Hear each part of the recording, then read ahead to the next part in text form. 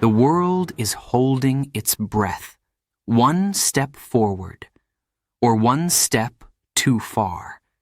This moment, right now, could shape the future. Not just for leaders, not just for armies, but for all of us. Because sometimes, peace doesn't break like glass. It bends and waits. Will we protect it? Or will we let it fall? Chapter 1. Old Ghosts Return. The Cold War ended long ago. Or did it? Tension grows, and two powers face each other once more. It started with a sound, a low, heavy sound, like thunder, far away. But this thunder came from the sea. In the north, near the Arctic Circle, fishermen saw something strange, a dark shape, large, quiet, moving through the icy waters. "A submarine?" one man asked. The others nodded. Their faces were pale. They didn't say more. They just watched and waited. Later, the news broke. An old Russian submarine, nuclear-powered, silent for years, now, suddenly, active again. In Washington, D.C., the air was thick, not with smoke, but with fear. The president met his team, military advisors, intelligence officers. They looked tired, angry, afraid. "This is no accident," said General Miller. "They're showing us they're still here." Someone whispered, "The Cold War is over." But the silence that followed said something else. It wasn't over. Not really. Not in their hearts. Mira was just a student, 22, studying history in Berlin. She thought the Cold War was history, old news, old ghosts. Her grandmother used to talk about it, how she lived in East Germany, how they couldn't travel, how they listened to Western music in secret, Elvis, the Beatles, a window to freedom. Mira smiled when she thought of that, but this morning her smile was gone, because her phone buzzed with an alert: Russian military submarine seen near NATO waters. Her professor explained it in class, not in a calm way, but with worry in his voice. "It's a message," he said. "They are reminding us. They never forgot." In Moscow, it was snowing. Cold winds blew through the city, and in a dark room, President Volkov watched the news. He said nothing, just stared. A young aide spoke. "The Americans are watching. NATO, too." Volkov nodded slowly, then said, "Let them watch. The bear may sleep, but it always wakes." That night, Mira sat at her desk. She opened a map, a world map, and her finger moved from one place to another: Berlin, Moscow, Washington, the Arctic. She thought about what it all meant. Why nations fight, even after so many years? Why fear returns, even after peace? She remembered something her grandmother once said. "Peace is not just the end of war. It's a choice we must make, again and again." Mira closed the map. Her eyes were wet. She didn't want another war, not for her, not for anyone. And still, the sea is quiet now, but deep below, shadows move, old machines, old fears, still alive. The Cold War may be over, but some ghosts don't sleep, not yet. Chapter 2. What is NATO? NATO is not just a name. It is a promise and a warning. But to Russia, it feels like a threat.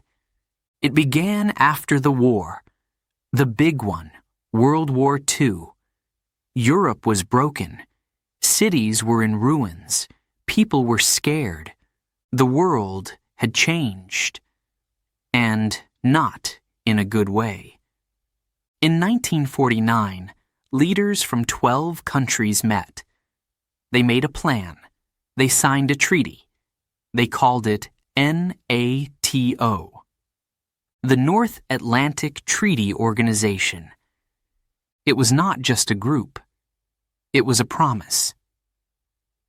If one of us is attacked, they said, we all fight back. Together. A family. A wall. A warning. For many people, NATO means safety. Countries like Germany, Poland, and Lithuania joined to feel protected. Today, NATO has 32 members, from the United States to Norway, from France to Finland. But not everyone feels safe when NATO grows. In Russia, there is fear, real fear, old fear. In schools, Russian children learn about history. They hear how their country was invaded. Not once, not twice, but many times. In 1941, Nazi Germany attacked. 27 million Russians died in that war. 27 million. It's a number too big to truly understand, but Russia remembers. So when NATO moves closer to its borders, Russia does not smile. It does not relax. It watches and waits. Ivan is 19 years old. He lives in St. Petersburg. He studies engineering, like his father. He plays football with friends. He listens to rap music on the bus. He is normal, just like any other teenager in the world. But last week, his class talked about NATO. The teacher called it dangerous. She said, "They want to control us, to surround us." Ivan didn't know what to think. Was it true, or just fear from the past? At home, he asked his grandmother. She was quiet for a moment. Then she said, "I remember when the wall came down. We thought things would change, but now it feels cold again." On the other side of Europe, in Latvia, Anna is 17. She goes to school near the Russian border. She hears Russian on the street. Her grandparents were born in the Soviet Union. But Anna is proud to be Latvian. She is also proud to be in NATO. She says, "We are small, but we are not alone. That matters." Still, she wonders, if there is war again, what will happen to her city, her school, her home? NATO is not just a word. It is history. It is fear. It is hope. To some, it is a shield. To others, it looks like a sword. What is it, really? It depends on where you stand. It depends on what you remember. It depends on what you fear. But one thing is clear. Peace is not only about weapons, it's about trust, and trust is hard to build, but easy to lose. Chapter 3, The Ukraine Spark. In 2022, war returned to Europe. The invasion shocked the world and woke up history. Russia said security. NATO said aggression. It was cold that morning, February 24th, 2022. People in Ukraine woke up to sirens, loud, long, terrifying. They looked out their windows and saw fire, missiles, explosions, tanks rolling across the border. It was not a movie. It was not history. It was real. President Putin called it a special military operation. He said Russia felt unsafe. He said NATO was moving too close. He said Ukraine must never join. But the world did not agree. From London to Tokyo, leaders used a different word: invasion. In Kiev, the capital of Ukraine, people ran to the underground trains, not to travel, to hide. Families brought bags. Children held toys. Dogs barked. Babies cried. One woman, Lena, was a teacher. She held her daughter close and whispered, "I don't know where we will go, but we will go together." In Brussels, NATO held an emergency meeting, fast, serious, full of tension. Every seat was taken. Flags of 30 countries stood behind the leaders. One by one, they spoke. We must stand with Ukraine. We must protect Europe. We cannot look away. But behind every strong word was fear. What if Russia goes further? What if this is only the beginning? Across the border, in Russia, not everyone agreed with the war. Thousands protested in the streets. In Moscow, a young man named Artyom held a sign.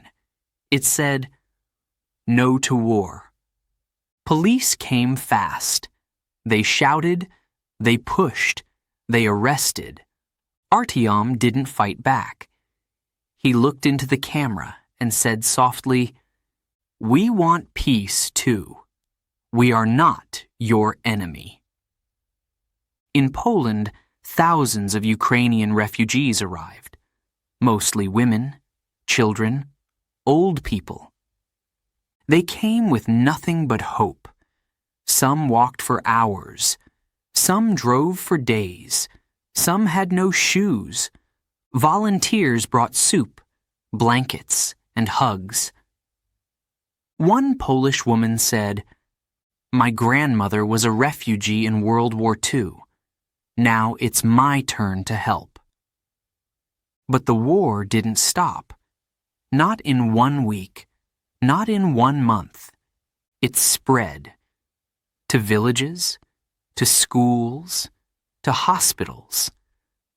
The world watched and waited.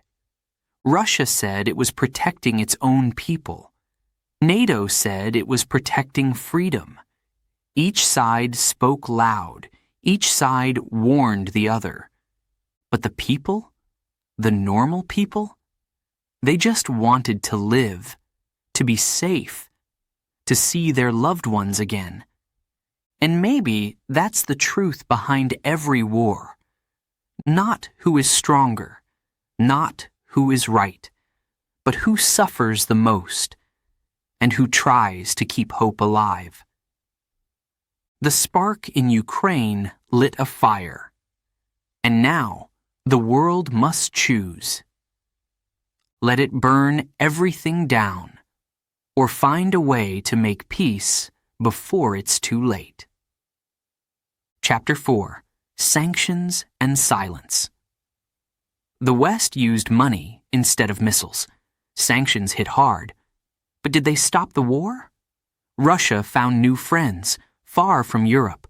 No bombs, no bullets, just numbers, falling fast.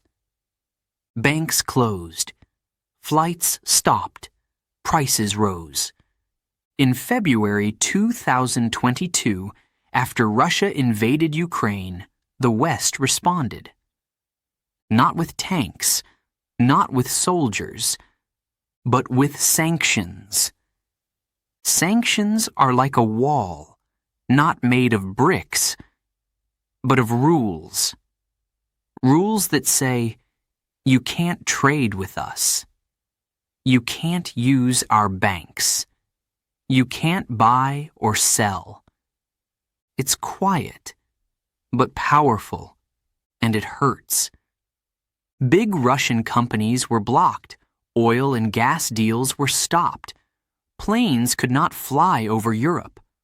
Russian money was frozen. The US, the UK, the EU, all took part. One by one, they said, "This is our answer. This is our pressure." In Moscow, the news spread fast. People ran to shops. They bought sugar, oil, toilet paper. They were afraid. The ruble, Russia's money, dropped in value. It was almost worthless.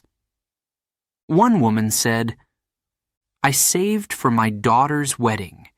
Now my money is paper." But sanctions don't just hurt leaders. They hit everyone, even those who have nothing to do with the war. Maxim, a small cafe owner in St. Petersburg, used to sell Italian coffee. Now, the shop is quiet. His shelves are empty. "I didn't vote for war," he says, "but I'm still paying for it." Still, Russia did not break. It turned east, China, India, Iran. These countries didn't join the sanctions. They still bought Russian oil, still traded goods. Russia found new friends, far from Europe, and slowly the economy changed. It didn't grow, but it didn't fall apart either. In the West, some people asked hard questions. Are sanctions enough? Do they stop bombs? Or do they just create silence? Silence from Russian TV, which showed only one side of the story.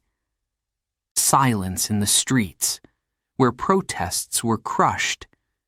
And silence between people, who once talked and now turned away. Nina was a teacher in Paris. Her best friend, Katya, lived in Moscow. They met at a language school years ago. They used to send messages every day. But now, nothing. No more texts, no more calls. One day, Nina finally wrote, "Are we still friends?" No answer. Sanctions can freeze money. But can they freeze feelings? Can they stop war? Or just start new walls? In history, sanctions have worked. In South Africa, they helped end apartheid. In Iran, they stopped nuclear programs. But each country is different. Each moment is its own story. Sanctions are not bombs, but they are weapons, just quieter. So, what happens next? Do sanctions push peace or build more anger? The West chose money over missiles, but the war continues and silence grows. Sometimes the loudest sound is the one you don't hear. Chapter 5. Nuclear Words, Dangerous Games. Leaders spoke with cold eyes and heavy threats. Don't cross the red line. The world held its breath. Some words are louder than bombs. Some words can freeze time. This was one of those moments. On TV, a Russian general spoke slowly. Behind him was a map. No emotion in his face. Just this. If NATO enters, We will use all our power, even nuclear. The world stopped. People looked at each other and asked, "Did he really say that? Is this just talk or a warning?" The Cold War ended in 1991, but the weapons stayed, thousands of them. Russia has over 6,000 nuclear warheads. The U.S. has about the same. Even small ones can destroy a city. One mistake, one wrong move, and everything could change. In New York, people remembered the 1962 Cuban Missile Crisis. 2 superpowers. 1 week. Almost the end of the world.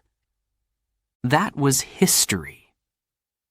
Now it felt close again. In a school in Warsaw, Poland, children practiced a new kind of drill. Not for fire, not for earthquakes, but for something darker. "Go to the basement," the teacher said. "No talking, stay low, cover your heads." Some kids laughed, but others didn't. Anna, 12 years old, didn't laugh. Her father was in the army. She saw him packing his bag that morning. "I'll be okay," he said, "but if the sirens sound, listen to your teacher." In Russia, the message was different. Strong, proud, nationalist. President Putin said, "The West wants to destroy us, but we are not afraid."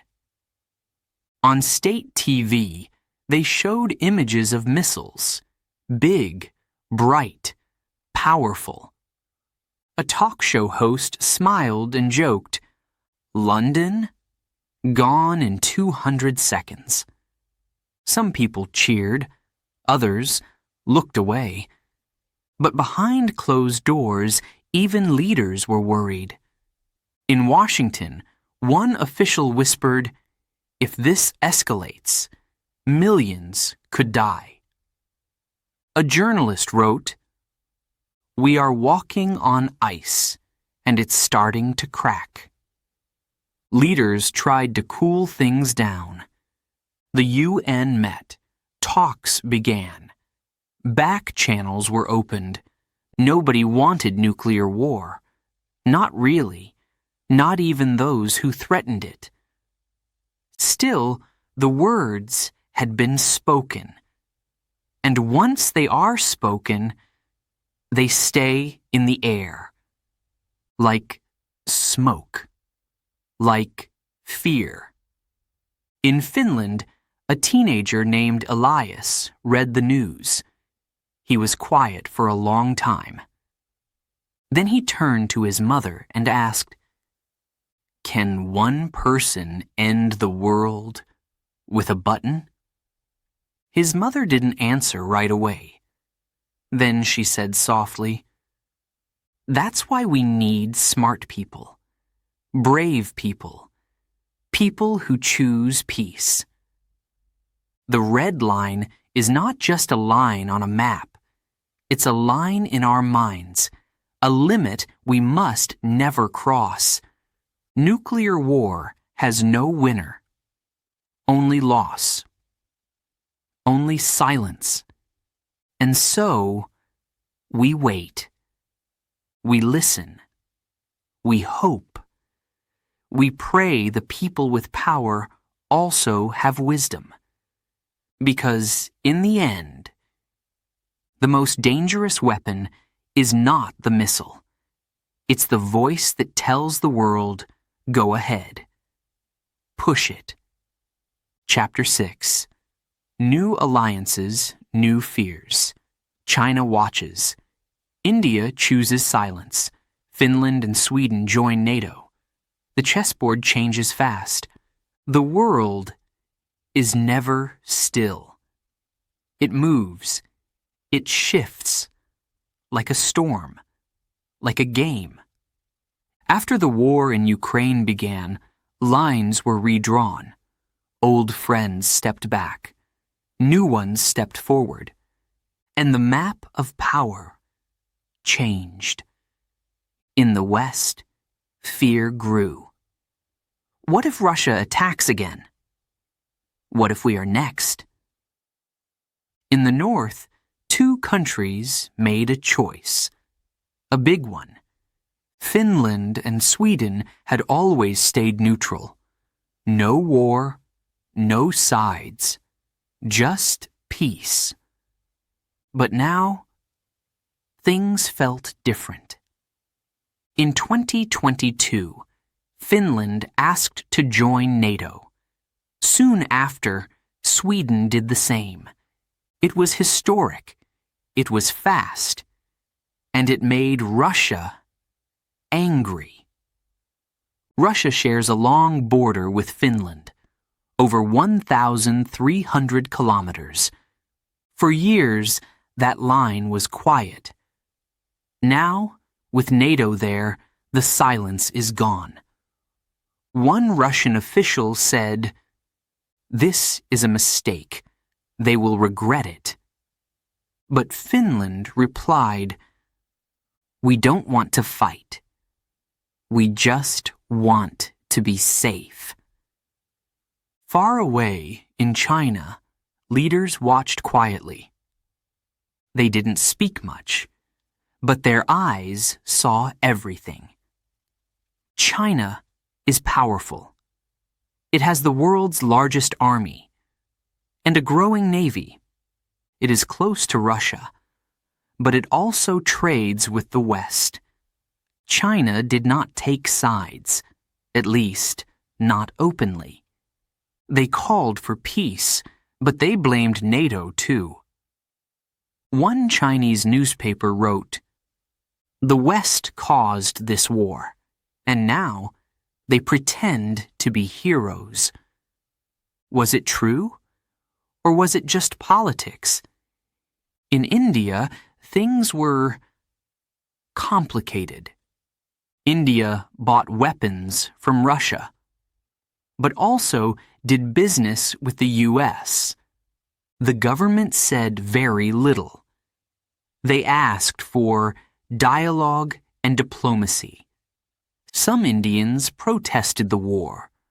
Others didn't care. For many, life was already hard, with poverty, food prices, and heat waves. "Let the big powers fight," said one man. "We have our own problems." And while the world watched Russia, other powers began to rise. Turkey made deals with both sides. Iran sent drones to Russia. North Korea spoke of support. It felt like everyone was choosing a corner, a side, a team. The chessboard was filling up, piece by piece. But in every game, there are people, real people, caught in the middle. In Stockholm, a boy named Leo asked his mother, "Are we in danger now?" She held his hand and said, "We joined NATO to be safe. But yes, everything is different now." In a school in Beijing, a teacher showed a map. He asked the class, "Who controls the world?" No one answered. New alliances, new fears, new games, and yet old truths remain. Power brings danger. Silence can be loud. And peace is not just the end of war. It is a choice, every day. So we must ask, who do we trust? What do we want? And how far will we go to feel safe? Because sometimes, when everyone builds walls, no one remembers how to build bridges. Chapter 7. Cyber War and Secret Battles. Not all wars are loud. In the dark corners of the internet, another war begins. A war with no flags. It starts with silence. No bombs, no tanks, just a screen, a password, a simple click. And then everything can change. In the 21st century, war is not only in the streets, it is also in the wires, in the code, in the cloud. They call it cyber war. It is fast, invisible, and dangerous. In 2022, just before the invasion of Ukraine, the internet went dark. Government websites shut down. Banks stopped working. Phones went silent. A cyber attack. From where? No one knew for sure, but many pointed to Russia. The group called Killnet attacked hospitals in Europe. Hackers hit schools, airports, and newspapers. They didn't wear uniforms. They didn't show faces. But the damage was real. One hospital in Germany couldn't access patient records. Doctors used pen and paper. One nurse said, "We were blind. We had to guess. It was like going back in time." In Washington, a small room glows blue. Screens line the walls. Men and women in headsets type quickly. They are cyber soldiers. No guns, no boots, but they fight every day. One click and they stop an attack. One mistake and power goes out in a city. Cyber war is not new. In 2007, Estonia was hit hard. Banks, TV, and police systems stopped. It lasted weeks. In 2010, a virus called Stuxnet hit Iran. It slowed their nuclear program. Cyber tools can be more powerful than bombs and quieter than spies. Even children are learning these skills. In South Korea, students take hacking classes. In the US, teenagers compete in cyber defense games. In Russia, some hackers work with the government. Others just want money or chaos.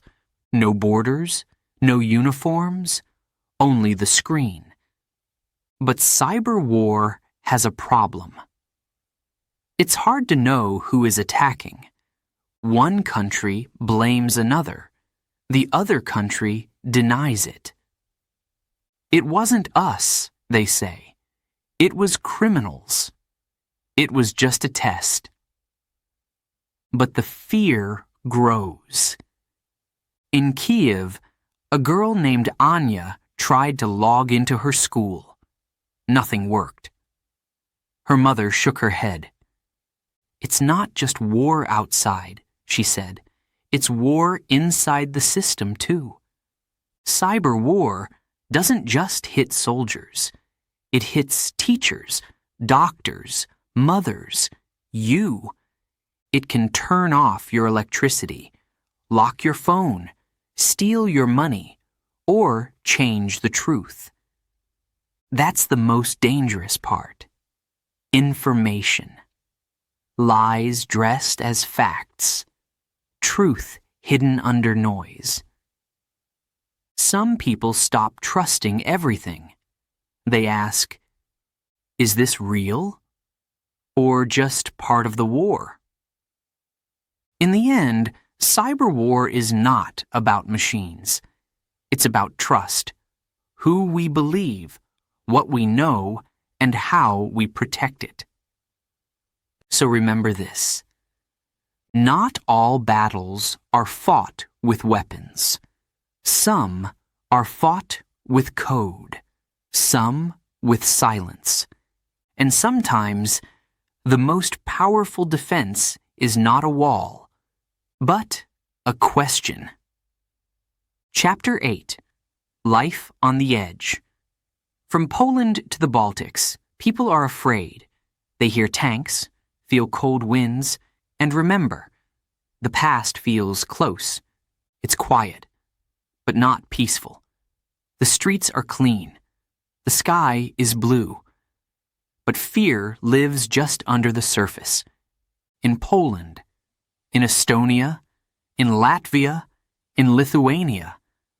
They are close to Russia. Too close.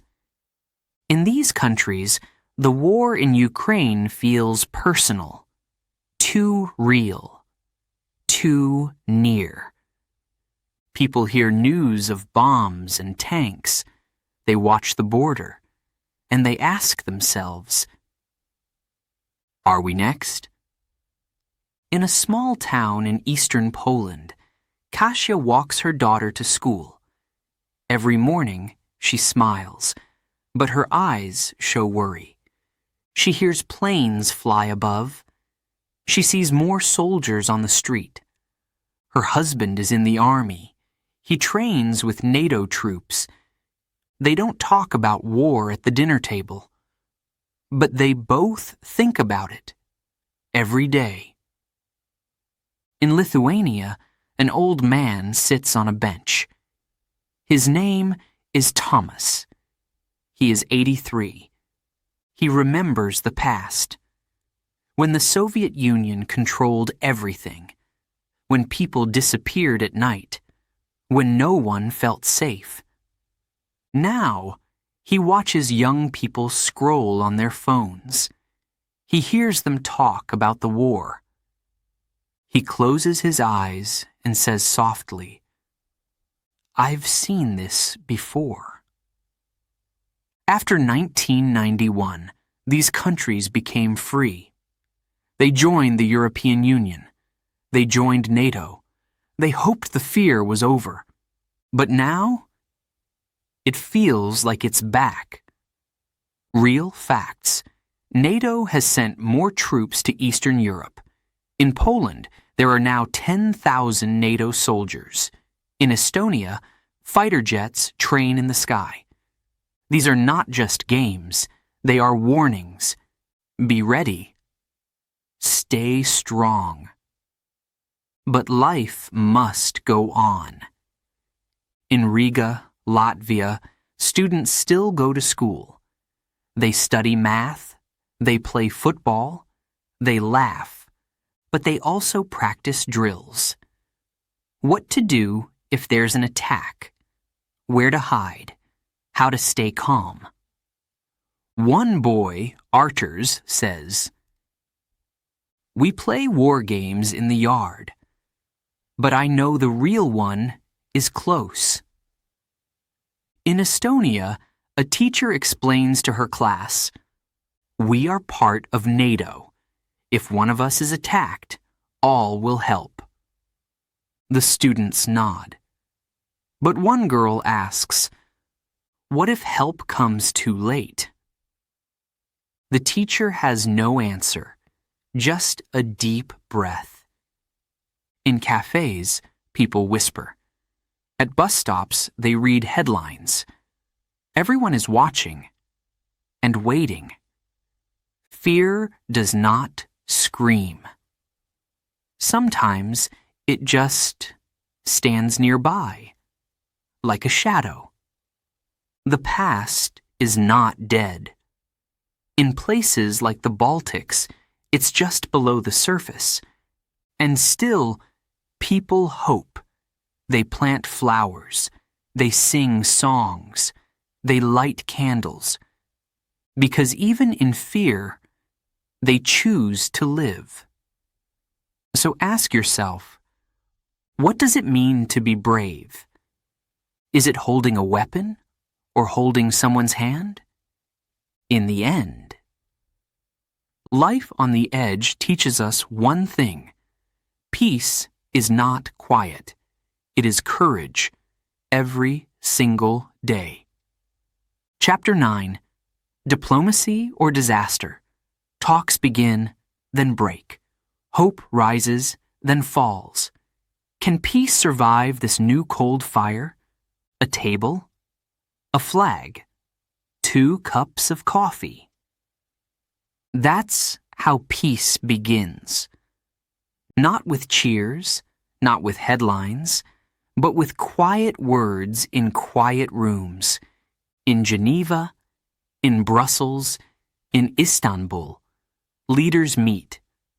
They shake hands, they smile for cameras, but inside, it's cold, hard, careful. Every word is chosen. Every sentence is a risk. Russia wants guarantees. No more NATO expansion, they say. No missiles near our border. The West replies, "We defend freedom." You can't tell others who to be. And the room grows tense. They take a break, then return. Talk. Pause. Try again. But the trust is gone. The bridge is broken.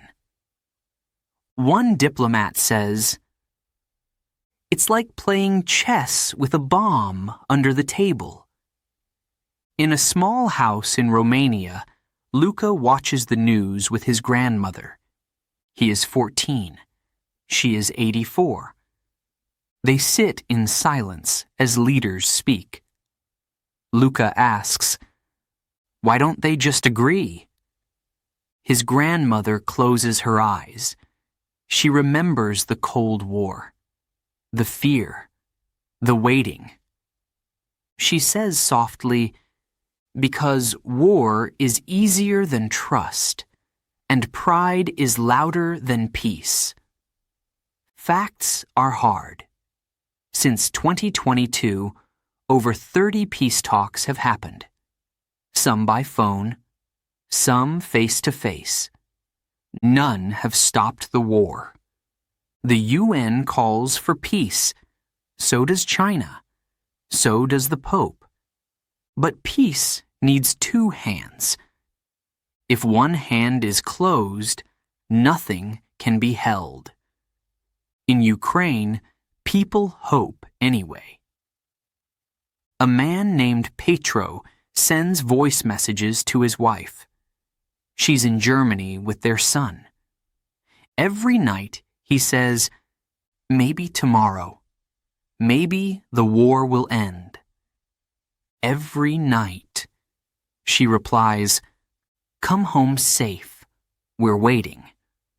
In the U.S., a reporter asks the president, "Can you stop this war?" The answer is not yes. It is not number. It is something in between. We will try, but we cannot promise. Meanwhile, diplomats fly again. To Berlin, to Beijing, to the UN. More meetings, more talks, more hope. But behind every smile is fear. Behind every speech is a warning. Because diplomacy is not magic. It takes time. It takes truth. It takes courage. And when one side says never, the door begins to close. Still, the world keeps trying.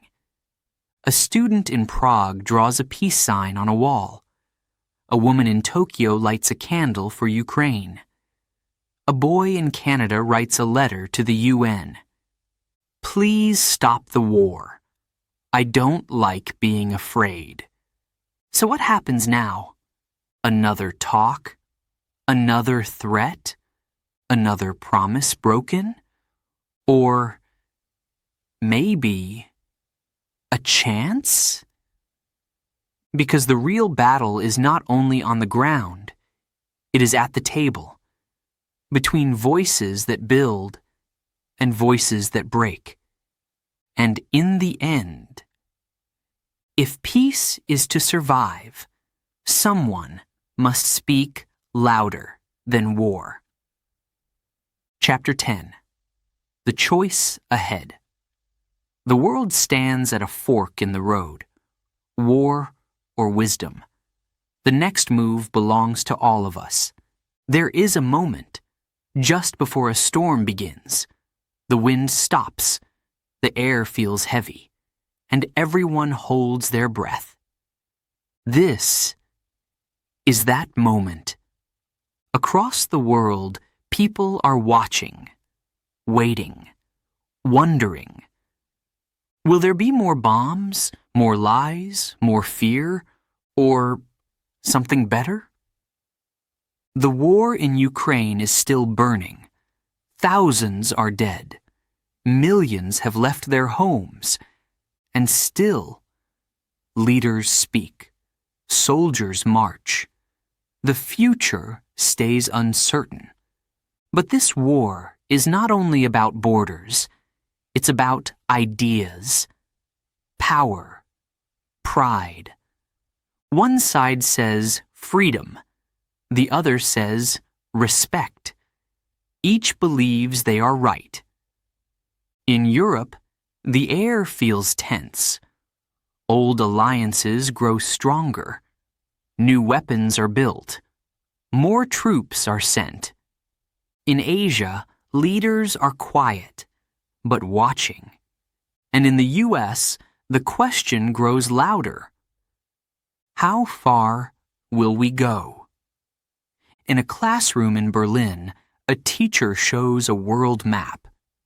She draws a circle around Ukraine. Then she draws 2 arrows. One points to war, the other to peace. She turns to her students and asks, "Which path will we take?" No one answers. Not yet. Real facts. Over $150 billion have been spent on weapons, defense, and aid. Over 8 million refugees have left Ukraine, and more than 100 countries have taken sides. But the war has no clear winner. Only loss.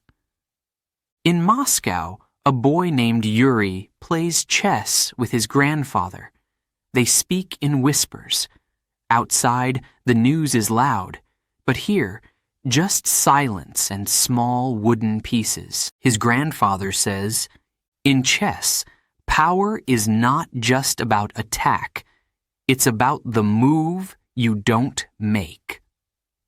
Yuri nods, but doesn't fully understand. Not yet. Meanwhile, in Kiev, a girl named Oksana draws pictures in a shelter. Bombs shake the ground, but she keeps drawing. One picture shows a sun. One shows a dove. Her mother says she still believes in peace, and maybe that's enough to keep going. So, what is the choice?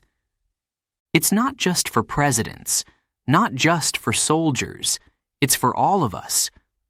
When we speak, do we choose truth or hate?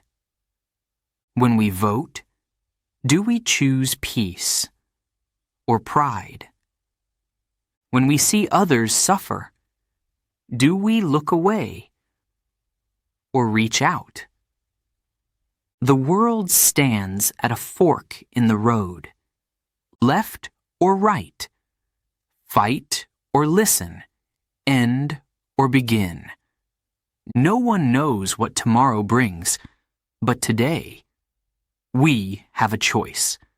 And maybe the future is not built by leaders, but by moments, by people, by small, brave choices. Because in the end, war is loud, but wisdom is the voice that dares to speak after the guns go silent.